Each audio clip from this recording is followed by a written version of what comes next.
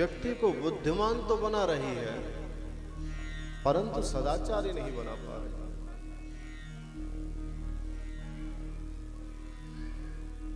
आज की शिक्षा का उद्देश्य मात्र इतना है कि अपनी इच्छाओं की पूर्ति करो, इसके अलावा कुछ करो या मत करो। मात पिता बालकन को बुलावे, उदर भरे सोई पाठ पढ़ावे। आज के समय में हर व्यक्ति अपनी संतान को एटीएम मशीन बनाना चाहता है। महीना खत्म ना हो पावे उससे पहले अकाउंट में पैसे गिरे, इतना पड़ जाएगा। इतना बालक पढ़े कि वृद्धावस्था में मेरे हाथ में सोने की छड़ी होना चाहिए,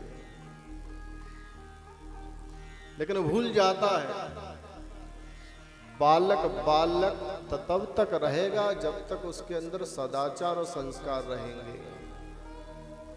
संस्कारों का समावेश अगर ना हो पाया तो सोने की छड़े की बात तो बहुत दूर है प्यारे। एक गिलास पानी देने के लिए भी नहीं आएगा। याद रखिए,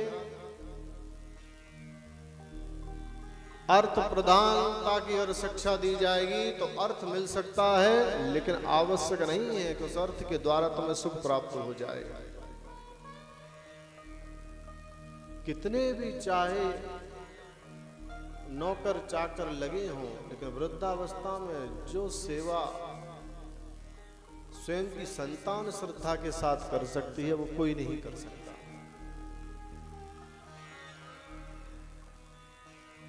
सेवा के भी अनेक प्रकार होते हैं। अधम सेवा, मध्यम सेवा, उत्तम सेवा। एक बार हमसे व्यक्ति कह रहे थे कि गुरु पूर्णिमा होती है तो हमारी भी बहुत पूजा होती है। हमने कहा अच्छी बात है, होती होगी। क्यों होती है? बोले मैं टीचर हूं ना, पढ़ाता हूं। अच्छा, तो नहीं आप अपने आप को गुरु मानते होंगे? बोले हाँ बिल्कुल गुरु मानता हूं, गुरु ही हूं। हमने कहा लेकिन ये गुरुत्व उस समय कहाँ गायब हो जाता है जब बालक तुम्हें फीस नहीं दे पाता या सरकार तुम्हें सैलरी नहीं दे पाती, चाहे पेपर सर पर ही क्यों ना हो।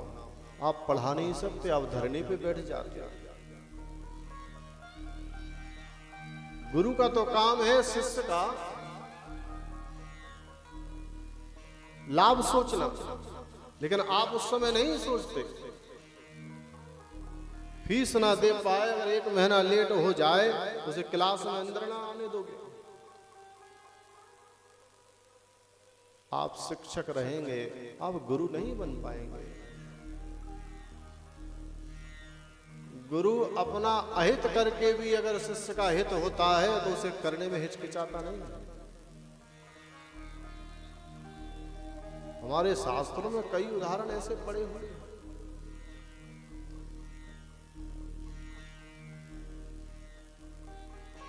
तो सदाचार जीवन में आए, इसके लिए अति आवश्यक है कि सत्संग का समावेश हमारे जीवन में हो। जिस प्रकार से भोजन का समय होना चाहिए होता ही है, मनोरंजन का समय भी होता है, सोने का भी समय है, खेलने का भी समय है, ठीक उसी प्रकार से जीवन में सत्संग का भी समय होना ही चाहिए। जिस शांति की खोज कर रहे हो वो धन से प्राप्त नहीं हो सकती। वो शांति तुम्हें मिलेगी तो मात्र सत्संग में। भगवान जब संसार को सब कुछ बांट रहे थे तो भगवान के हाथ से शांति गिर गई, तो भगवान ने पैर रख लिया ऊपर से, लक्ष्मी जी ने देख लिया, सबको सब कुछ दिया, भगवान ने सबको विदा कर दिया। लक्ष्मी जी ने पूछा कि आपने अपने चरणों के नीचे क्या दबा रखा है? भगवान बोले ये शांति है। बोले ये किसको मिलेगी? बोले ये उसको मिलेगी जो मेरे चरणों की शरण में आ जाएगा। तब तक मिल नहीं सकती। संसार की कितनी भी दौलत कमाइए, कितने भी 1000 करोड़ का टर्नओवर घूमता रहे, लेकिन शांति तो तुम्हें तभी प्राप्त होगी जब सत्संग में आकर के बैठ जाओगे।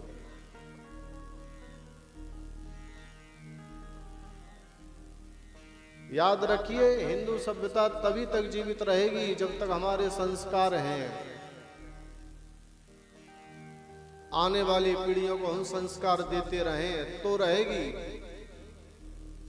वरना वैसा ही होने वाला है जो बांग्लादेश में चल रहा है। झगड़ा किसी और बात का, लड़ाई किसी और बात की, लेकिन घाटा हो रहा है तो मात्र हिंदुओं का। कैसी लूटपाट मच रही है, मैंने तो कल रात्रि में वीडियो देखी। सांप को कितना भी दूध पिलाओ, प्यारे वो जहरी उगलता है। इसलिए याद रखो, जब पहली बार फन उठाए उसी समय को चलना ठीक है। बड़ा होने का प्रयास नहीं करना चाहिए, बड़ा होगा तब देखेंगे। लातों के भूत बातों से कभी नहीं मानते, वो लात पड़ेगी तभी समझ में आएगा। इस्कॉन ने क्या नहीं किया बांग्लादेश के लिए। जब विभाजन हुआ बांग्लादेश का, तो 2 लाख लोगों को नित्य प्रति भोजन कराना। आज लगता है कि वो जो भोजन दिया जा रहा था वो सांपों को दिया जा रहा था। याद रखिए, आवश्यकता पड़ने पर भगवान ने भी चक्र उठा लिया। यद्यपि भगवान तो मुरली लेकर के घूमा करते थे, हमेशा मुरली बजाते थे। वृंदावन में कभी चक्र की बात ही, बड़े बड़े राक्षस आए लेकिन भगवान ने कोई चक्र की आवश्यकता ही नहीं समझी। बाहर निकलते ही समझ गए भगवान कि अब मुरली की आवश्यकता नहीं है, ये मुरली की बात समझेंगे ही नहीं, इनके लिए चक्र की आवश्यकता है। तो हमें भी इस विषय में सावधान रहना चाहिए।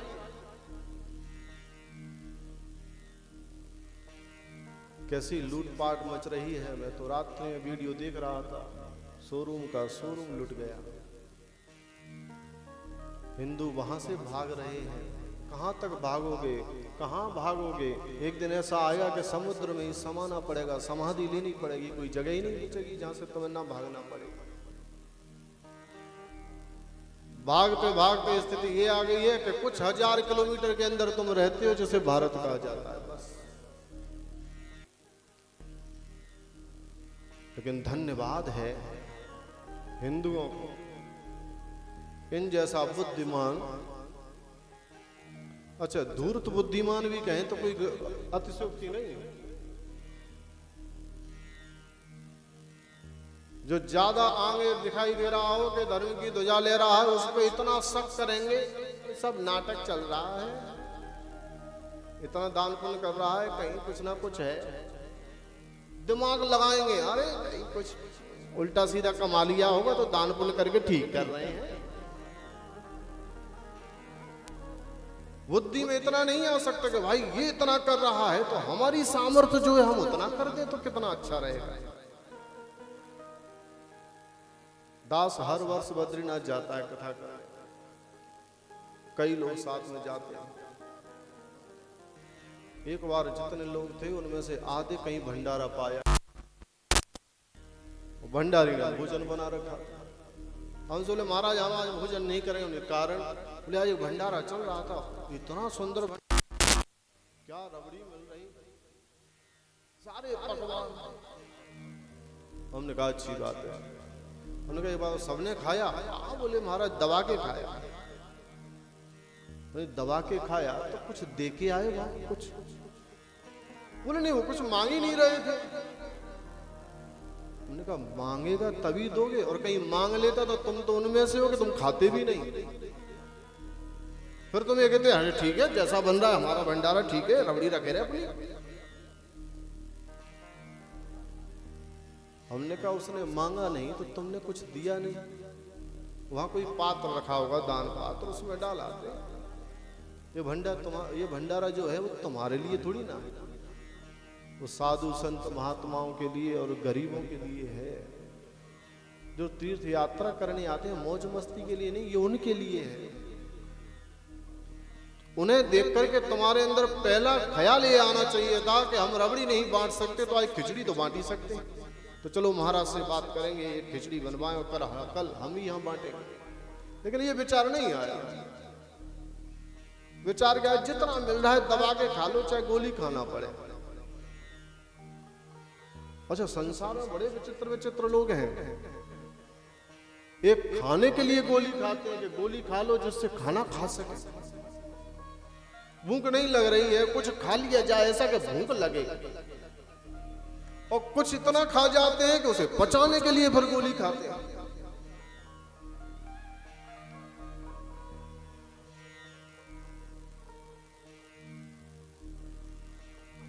तो ये मनुष्य की, हिंदुओं की प्रवृत्ति ऐसी क्यों हो गई है, उसका सीधा सा कारण है जीवन में सत्संग नहीं रहा। सत्संग समाप्त हो गया।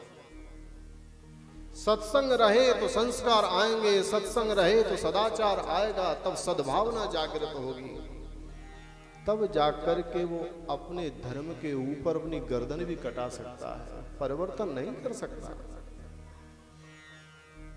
आज बस सिखाया ही जा रहा है, कुछ भी करो, इतना पढ़ जाओ कि पड़ोसी से बड़ी कोठी हमारे यहाँ हो, चाहे दिन रात फिर बाद में वो लाते मारे, कोई समस्या नहीं। उसका परिणाम भी हो गया।